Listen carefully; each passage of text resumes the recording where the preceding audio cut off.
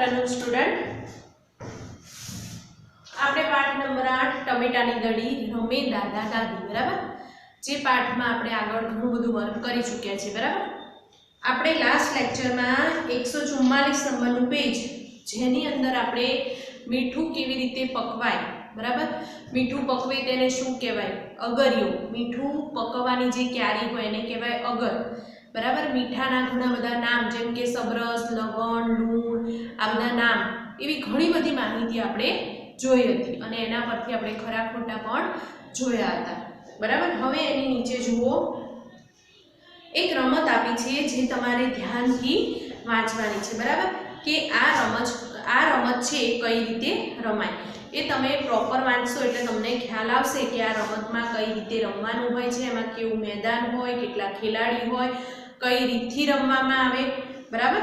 તો અહીંયા તમને જે આ રમત આપી છે એ રમત વિશે તમારે ધ્યાનપૂર્વક વાંચવાનું છે બરાબર। ત્યાર પછી પેજ નંબર 146 પર જુઓ વાતચીત દ્વારા પ્રશ્નોના જવાબ આપ્યા છે બરાબર। તો તમે આ રમત વિશે જોશો, જાણશો, એને સમજશો એટલે તમને આ પ્રશ્નોમાં ખ્યાલ આવશે બરાબર કે આ પ્રશ્ન શું કહેવા માંગે છે। વાતચીત દ્વારા એટલે કે તમારે તમારા મિત્ર સાથે વાતચીત દ્વારા સમજવાનું રહેશે અથવા તો તમે જાતે પણ પોતે જે સમજ્યા છો એમાંથી તમે આ પ્રશ્નનો જવાબ મેળવી શકશો। હવે આગળ જુઓ એક આપણને કોષ્ટક આપ્યું છે બરાબર કે સોરી એના પછી એક પ્રશ્ન આપ્યો છે આપણને કે જૂથમાં કામ કરો, કોઈ એક પ્રશ્ન પર ચર્ચા કરો।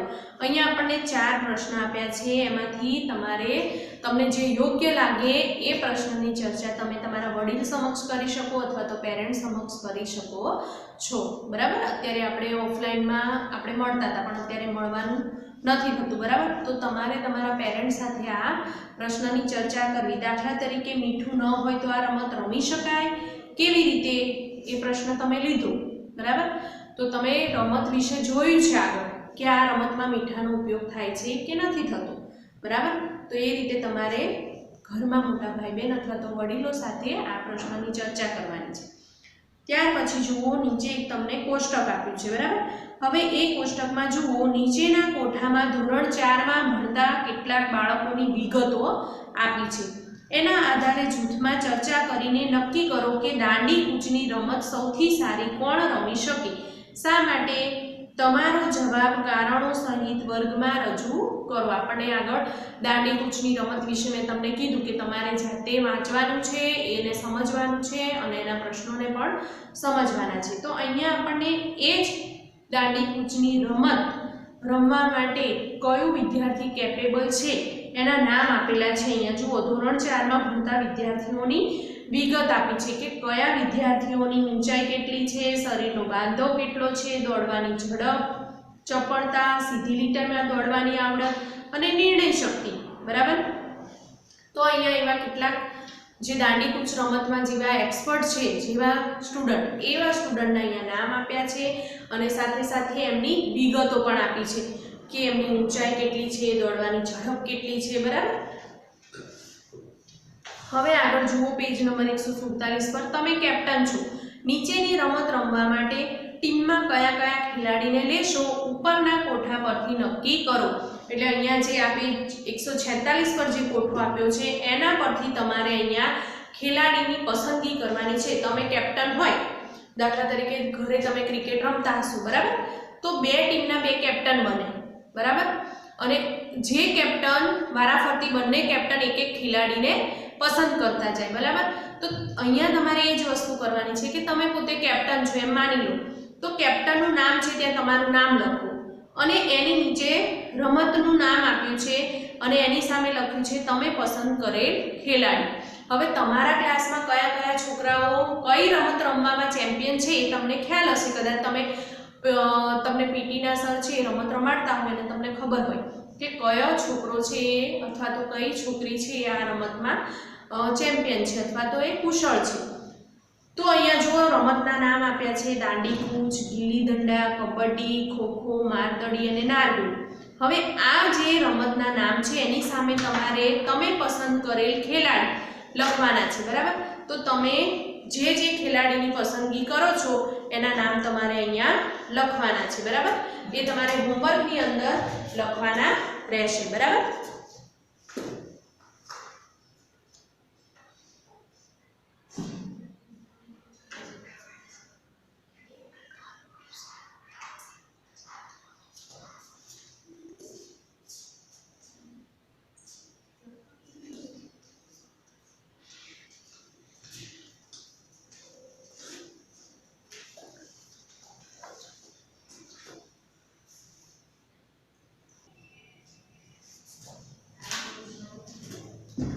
हेलो स्टूडेंट, અહીંયા હું તમને મેં સમજૂતી આપી, બરાબર? કે કોષ્ટક પરથી તમારે અહીંયા ખેલાડીઓની પસંદગી કરવાની છે, બરાબર? કે કયું ખેલાડી છે કઈ રમતમાં ચેમ્પિયન છે, તો તમારે તમારા ક્લાસના જે સ્ટુડન્ટ હોય એના નામ અહીંયા લખવાના છે, બરાબર?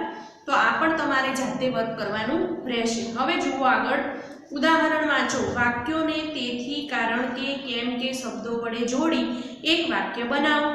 નવું વાક્ય વર્ગ સમક્ષ વાંચો. જો અહીંયા આપણને વાક્ય આપ્યું છે, વાક્ય જોઈશું એટલે આપણને ખબર પડશે કે પ્રોપર છે કે નહીં, કે એમાં કયો શબ્દ ખૂટે છે. જુઓ, ખાંડમાં કીડીઓ ભરાઈ જાય છે, મારી મમ્મી તેમાં લવિંગ મૂકે છે. હવે જુઓ, નવું વાક્ય કઈ રીતે બનાવ્યું છે? ખાંડમાં કીડીઓ ભરાઈ જાય છે, તેથી મારી મમ્મી તેમાં લવિંગ મૂકે છે. આ વાક્ય પ્રોપર બન્યું. ક્યારે બન્યું? કે જેની અંદર આપણે તેથી શબ્દ ઉમેર્યો ત્યારે આ વાક્ય પ્રોપર બન્યું. હવે અહીંયા જો આપણે તેથી, કારણ કે અને કેમ કે આ ત્રણ શબ્દો વડે બે વાક્યને જોડવાના છે. પક્ષીઓને સેવ કે ચવાણું ખવડાવવું જોઈએ નહીં, તેનાથી તેમને રોગ થાય છે. પક્ષીઓને સેવ કે ચવાણું ખવડાવવું જોઈએ નહીં, કેમ કે તેનાથી તેમને રોગ થાય છે. અહીંયા આપણે કારણ કે પણ લખી શકીએ, કારણ કે તેનાથી તેમને રોગ થાય છે.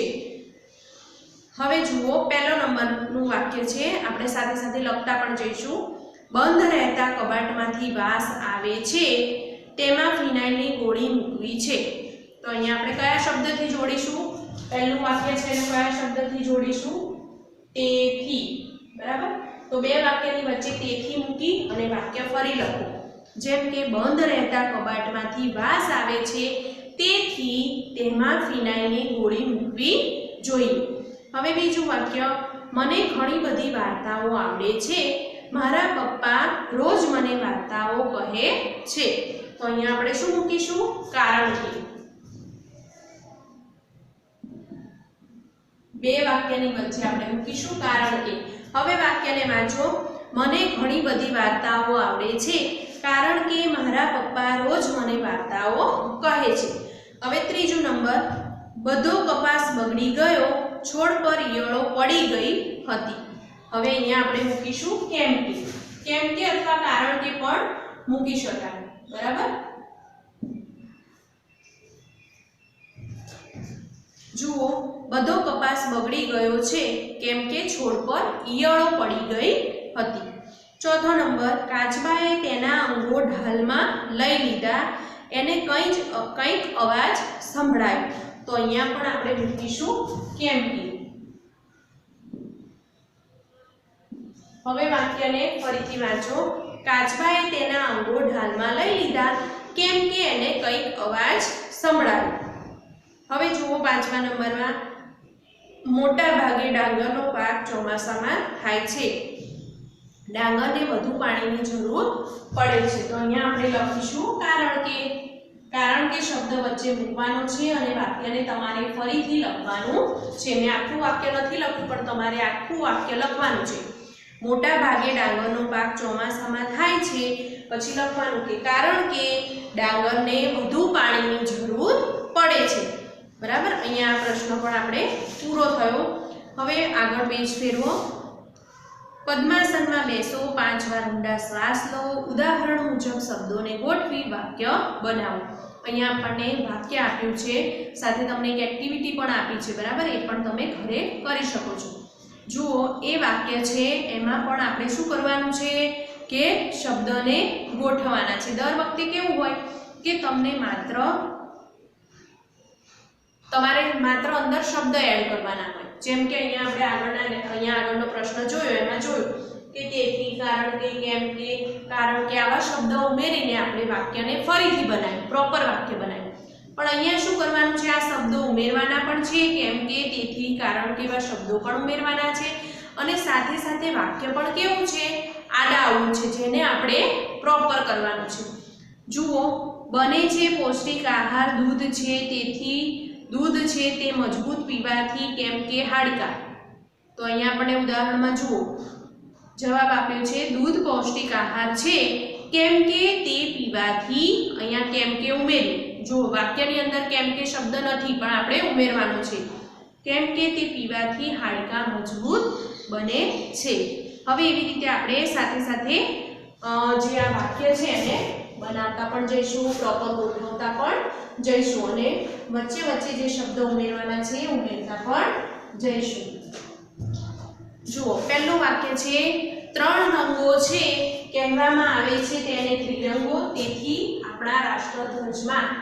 તો અહીંયા પહેલું વાક્ય છે, આપણે કઈ રીતે લખીશું? જુઓ, તમારે સાથે સાથે લખતા પણ જવાનું છે. આપણા રાષ્ટ્રધ્વજમાં 3 રંગો છે. અહીંયા જુઓ, તેથી, અહીંયા તેથી શબ્દ આપણે ઉમેર્યો, તેથી તેને ત્રિરંગો કહેવામાં આવે છે. ત્રિરંગો કહેવામાં આવે છે. વાક્યની અંદર તેથી શબ્દ નહોતો પણ વાક્યને પ્રોપર બોલવા માટે આપણે પ્રોપર એ ક્યારે ગણાય કે એમાં પ્રોપર શબ્દ ઉમેરાયો હોય ત્યારે. અહીંયા તેથી ઉમેરવાથી આપણું વાક્ય પ્રોપર બને છે. બરાબર? હવે બીજું જુઓ, કારણ કે ઈજા થઈ સબાનાને પગે, રમતા રમતા પાટો બાંધ્યો તેના પગમાં. તો સબાનાને પગે પાટો બાંધ્યો કારણ કે રમતા રમતા તેના પગમાં ઈજા થઈ.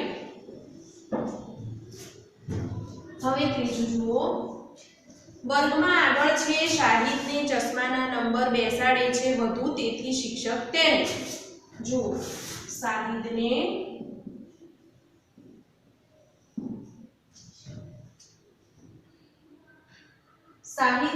ચશ્માના વધુ નંબર છે,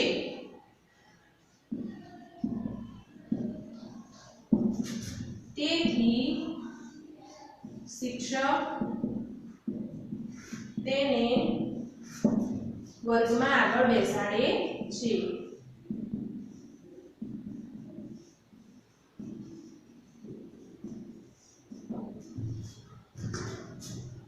ચોથો નંબર, પેનથી લખે છે ભૂલી ગયો કારણ કે ડેવિડ આજે તે પેન્સિલ છે ઘરે.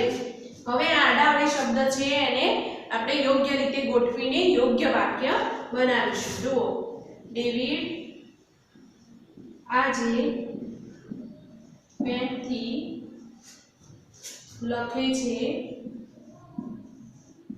કારણ કે, અહીંયા કારણ કે શબ્દ આપેલો છે. જુઓ, તેથી આપણે વાક્ય પ્રોપર બને છે, કારણ કે તે પેન્સિલ ઘરે ભૂલી ગયો છે.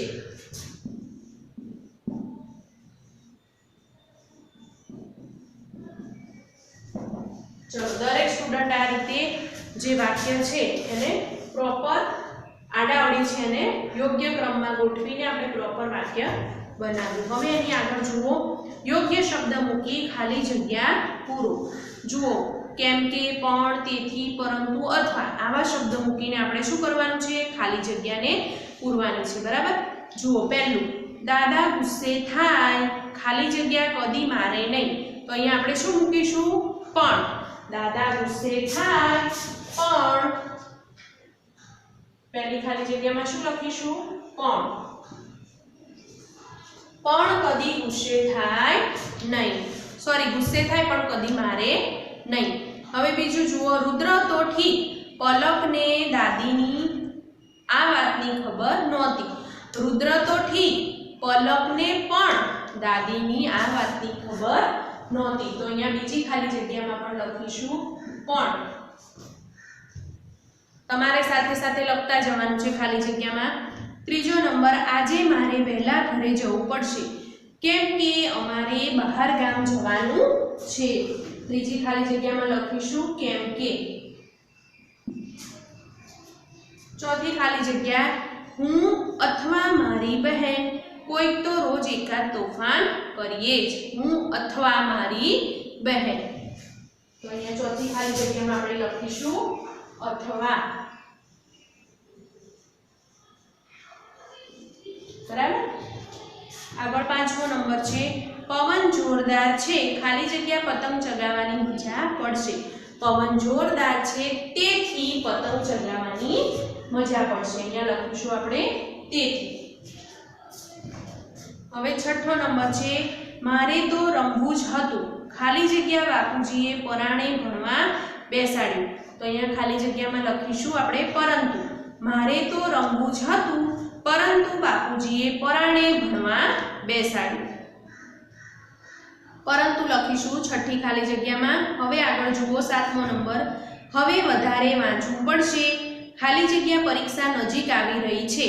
હવે વધારે વાંચવું પડશે કેમ કે પરીક્ષા નજીક આવી રહી છે. આઠમો નંબર, સાંજે હું મેદાનમાં હોઉં ખાલી જગ્યા નદી કિનારે ફરતો હોઉં. તો સાંજે હું મેદાનમાં હોઉં અથવા હું નદી કિનારે ફરતો હોઉં. તો અહીંયા આપણે લખીશું અથવા.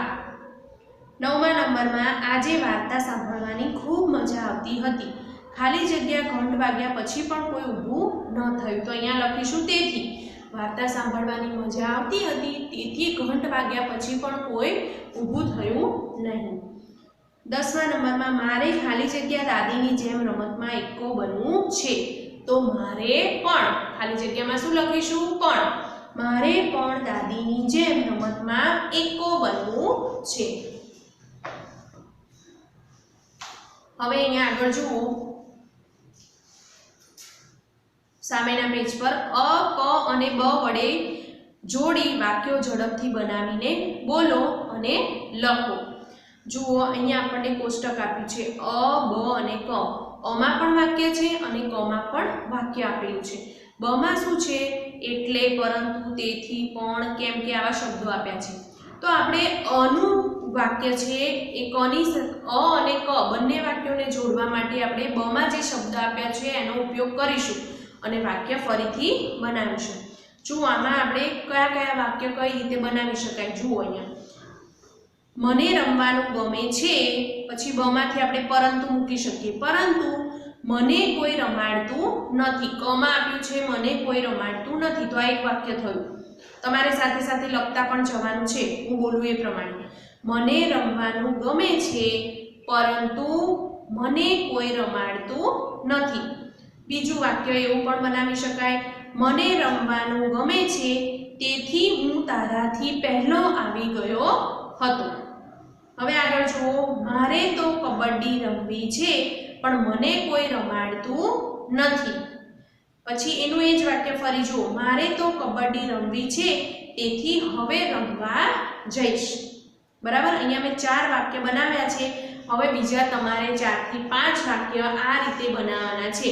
અમાંથી વાક્ય લેવાનું અને કમાંથી એક વાક્ય લેવાનું જેને બ ના શબ્દ વડે જોડવાનું. પણ એ વાક્ય પ્રોપર બનેલું હોવું જોઈએ. તમે એવું લખો કે એ ભલે મોટા હોય એટલે હું ક્રિકેટ રમીશ, એ ના ચાલે. બરાબર. તમારું વાક્ય બનાવ્યા પછી એનો અર્થ પણ પ્રોપર બેસતો હોવો જોઈએ. એ રીતે બનાવવાનું છે. હવે જુઓ અહીંયા, ઘાટા છપાયેલા શબ્દો તમને યોગ્ય લાગે છે? નહીં ને તો સુધારો અને ફરીથી લખો. અહીંયા આપણને એક પેરેગ્રાફ આપ્યો છે. હવે પેરેગ્રાફમાં જે ઘાટા અક્ષર છે ને એ યોગ્ય નથી, એ ખોટા લખેલા છે. એની જગ્યાએ આપણે નવો શબ્દ લખીશું. જુઓ, હું બોલતી જઈશ, તમારે અંદર પેન્સિલથી લખતા જવાનું. એક હતા રમતુબહેન, એમના ભાઈનું નામ રમતાભાઈ. રમતુબહેન માથા આગળ વાળની ચોટલી વાળે. માથાની આગળ વાળની ચોટલી હોય કે માથાની પાછળ હોય? પાછળ. તો આગળને ચેકીને ત્યાં લખો પાછળ. હવે જો રમતાભાઈ માથા એટલે ટોપી પહેરે, માથા એટલે ટોપી પહેરે કે માથા ઉપર, તો એટલે ચેકીને લખો ઉપર. ભાઈ બહેન દરરોજ મેદાન જેથી રમવા જાય, મેદાન જેથી રમવા નહીં પણ મેદાન પર રમવા જાય, જેથી ચેકીને ત્યાં લખવાનું પર. રમતું બહેન ઉપર ચાલે અને રમતાભાઈ એમની પાછળ, એટલે રમતું બેન ઉપર નહીં પણ ક્યાં ચાલે, આગળ. રમતું બેન આગળ ચાલે અને રમતાભાઈ એમની પાછળ. મેદાન કારણ કે પહોંચીને દોસ્તારો સાથે જુદી જુદી રમતો રમે, તો મેદાન કારણ કે નહીં, મેદાન ઉપર, કારણ કે ચેકીને ત્યાં લખવાનું ઉપર. મેદાન ઉપર પહોંચીને દોસ્તારો સાથે જુદી જુદી રમતો રમે. રમતાભાઈને સારું રમતા ન આવડે, ઉપર કોઈ એમને પોતાનો સાથીદાર ન બનાવે. ઉપરની જગ્યાએ આપણે લખીશું ત્યાં તેથી, કે એમને રમતા ન આવડે તેથી તેમને કોઈ પોતાના સાથીદાર ન બનાવે, તો ઉપર શબ્દ છે ત્યાં ચેકીને તેથી લખીશું. પછી જુઓ, રમતું બેન સરસ રમે, માં બધા એમના હરીફ થવામાં ગભરાય, તો માં બધા ચેકીને ત્યાં લખીશું તેથી. રમતું બેન સરસ રમે તેથી એમના હરીફ થવામાં બધા ગભરાય. હરીફ એટલે કે એમની સાથે હરીફાઈ કરવામાં બધા ગભરાય. રમતાભાઈ કાયમ વિચારે કે હું પણ સરસ ખેલાડી બની જાઉં, માં બધા મને તેમનો સાથીદાર બનાવે. માની જગ્યાએ આપણે લખવાનું જેથી, કે રમતાભાઈ કાયમ વિચારે કે હું પણ સરસ ખેલાડી બની જાઉં, જેથી બધા મને એમનો સાથીદાર બનાવે. રમતું બહેન એને સમજાવે કે એ પોતે સારી ખેલાડી છે તેથી એ રોજ કસરત કરે છે, તો અહીંયા શું લખીશું તેથીની જગ્યાએ કારણ કે. રમતું બેન એને સમજાવે કે એ પોતે સારી ખેલાડી છે કારણ કે તે રોજ કસરત કરે છે. અહીંયા કેટલાક શબ્દો જે ખોટા હતા એ ચેકીને આપણે નવા શબ્દો લખ્યા, બરાબર. હવે જુઓ, 2 મિનિટ વજ્રાસનમાં બેસો અને વાંચો. અહીંયા આપણે આ પેરેગ્રાફ છે આખો વાંચવાનો છે, પણ આ પેરેગ્રાફ વાંચો ત્યારે અંદર અંદર તમે જોશો તો કેટલાક શબ્દની અંદર અમુક અક્ષરો ગાયબ છે. એ અક્ષરો આપણે વાંચતા જઈશું ને સાથે સાથે અંદર જે ગાયબ અક્ષરો છે એ લખતા જઈશું. તેજસ્વીની ગોધરામાં રહે છે. એક દિવસ તેના કાકાનો દીકરો ગીતાંશ ત્યાં આવ્યો. તે તેને લેવા માટે બસ સ્ટેશન ગઈ. તેઓ ઘરે પાછા આવ્યા. તેજસ્વીનીએ બારણું ખોલ્યું. હવે વાંચો આગળ શું થયું. તેજસ્વીની કહે, આવ હેપી આવ. અરે આ શું? ગીતાંશ કહે, અરે આ આપણું જ ઘર છે ને. અહીંયા જુઓ પ નથી આપેલું, આપણે પ ઉમેરશું. આપણું જ ઘર છે ને. તેજસ્વીની કહે, હા, પણ હું જ્યાં જ્યાં તમારે વાંચતી જાઉં છું ત્યાં ત્યાં તમારે પેન્સિલ ફેરવતી જવાનું છે, બરાબર, અને જ્યાં જે શબ્દ અક્ષર ઉમેરવાના છે ઉમેરતા પણ જવાનું છે. ગીતાંશ કહે, મને નથી લાગતું કે તું ઘરમાં બધી વસ્તુઓને આ રીતે ગોઠવી શકે. અહીંયા ઠ નથી આપેલો, ગોવી લખેલું છે, તો ત્યાં આપણે ઠ ઉમેરીશું, ગોઠવી શકે. આ તો માત્ર વાંદરો કરી શકે. અહીંયા વાંદરામાં દ મિસિંગ છે એ પણ આપણે લખીશું. અને હું તો હમણાં જ આવ્યો. હમણાંમાં પણ મ નથી, આપણે મ લખીશું. તેજસ્વીની કહે, શું? કપાળ. અહીંયા કપાળમાં અળ છે એ નથી આપેલો, આપણે લખીશું. આ રૂમનો પાછળનો દરવાજો બંધ કરવાનું હું ભૂલી ગઈ હતી. અહીંયા પાછળ શબ્દમાં છ નથી અને દરવાજામાં વા નથી, તો એ બંને ઉમેરીશું. ગીતાંશ કહે, હા, અને ત્યાં જો પાછળ લીમડાના ઝાડ પર તારો બીજો ભાઈ જો કેવી મસ્તીથી તારી વેફર ખાઈ રહ્યો છે. જો આ વાક્યમાં લીમડા શબ્દમાં મ પણ ગાયબ છે અને વેફરમાં ર ગાયબ છે. એ બંને અક્ષરો ત્યાં લખીશું. તેજસ્વીની કહે, દોડ ડાયા, એ વેફર મેં તારા માટે બનાવી હતી. ગીતાંશ કહે, ભલે, પણ મને તો કાકી બનાવે એ જ ભાવે. એટલે અહીંયા બનાવે, વે મિસિંગ છે, તો આપણે ત્યાં લખીશું. તેજસ્વીની કહે, અચ્છા એમ, મમ્મી તો હવે છેક સાંજે આવશે. આવશે શબ્દની અંદર બ ગાયબ છે, બ નથી અહીંયા, તો આપણે એ લખીશું. ત્યાં સુધી ખાજે આ પંખાની હવા. ગીતાંશ કહે, મજાક કરું છું બાબા, ચાલ પહેલા આ રૂમને માણસની જેમ ગોઠવી દઈએ. પહેલા, અહીંયા આ શબ્દમાં લા મિસિંગ છે, તો ત્યાં આપણે લખીશું. અને પહેલા તો હની ઉપર માત્ર પણ નથી, એ પણ લખીશું. માણસ શબ્દમાં સ નથી, તો આપણે એ પણ લખીશું. તેજસ્વીની કહે, હા ચાલ હું કંઈક ખૂટતું હતું તો પણ વાંચી શકાયું ને. હવે ફરીથી વાંચો, મોટેથી વાંચો. હવે આપણે અહીંયા જે ખૂટતા મૂળાક્ષર હતા એને ઉમેર્યા. ત્યાર પછી તમે આ પેરેગ્રાફ ફરીથી વાંચો તો તમને હવે પ્રોપર પેરેગ્રાફ યોગ્ય રીતે આપણે વાંચી શકીશું એને, બરાબર. હવે વાંચો. વાંદરાએ શું કરેલું? હવે અહીંયા જોવાનું છે કે પાછળનો દરવાજો તેજસ્વીનીનો ખુલ્લો હતો તો ત્યારે વાંદરો પાછળથી અંદર આવી ગયો હતો તો એણે શું કર્યું હતું એ આપણે જોઈએ. વાંદરો પાછળના દરવાજેથી રૂમમાં આવ્યો. આજુબાજુમાં મૂકેલી ખુરશીઓમાંથી એક ખુરશી પાડી દીધી. ટેબલ ફેન ટેબલ પર હતો તે ઉઠાવી સોફા પર નાખ્યો. ટેબલ પર મૂકેલો પૈસાનો ગલ્લો લઈ જમીન પર નાખ્યો. તે તૂટી ગયો અને તેમાં રહેલા સિક્કા ભોંય તળિયા પર વેરાઈ ગયા. શૂઝ રેકમાં મૂકેલા ચપ્પલ ફેંક્યા. એક ચપ્પલ ખુરશીની નજીક પડ્યું, બીજું ચપ્પલ છેક બારણા પાસે ગયું. કબાટમાંથી એક માસ્ક લઈને ખુરશી પર ફેંક્યું. ચશ્મા આડી પડેલી ખુરશી પાસે ફેંક્યા, તેથી તેનો એક કાચ નીકળી ગયો. નાના ટેબલ પર મૂકેલી ફૂલદાની લઈ સોફા પર ફેંકી દીધી.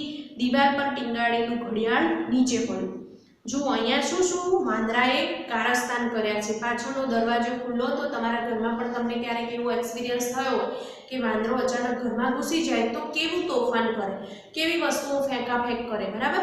તો અહીંયા પણ વાંદરાએ શું કર્યું? પાછળના દરવાજેથી રૂમમાં આપ્યો. પછી બાજુમાં ખુરશીઓ મૂકેલી હતી, ખુરશીઓ પાડી દીધી. ટેબલ ફેનને સોફા પર નાખી દીધો. ગલ્લો જેમાં પૈસા ભેગા કર્યો ગલ્લો ફેંકી દીધો એટલે પૈસા પણ નીચે વેરવિખેર થઈ ગયા. ત્યાર પછી તેને ટેબલ પર મૂકેલી ફૂલદાની છે ખુરશી પર ફેંકી, માસ્ક ખુરશી પર ફેંક્યું. આવું બધું તોફાન કરવા લાગ્યો અને ઘડિયાળ ઉપરથી નીચે પડે છે, બરાબર. ચશ્માનો કાચ નીકળી ગયો. આવું ઘણું બધું નુકસાન કર્યું એણે. હવે આગળ જુઓ.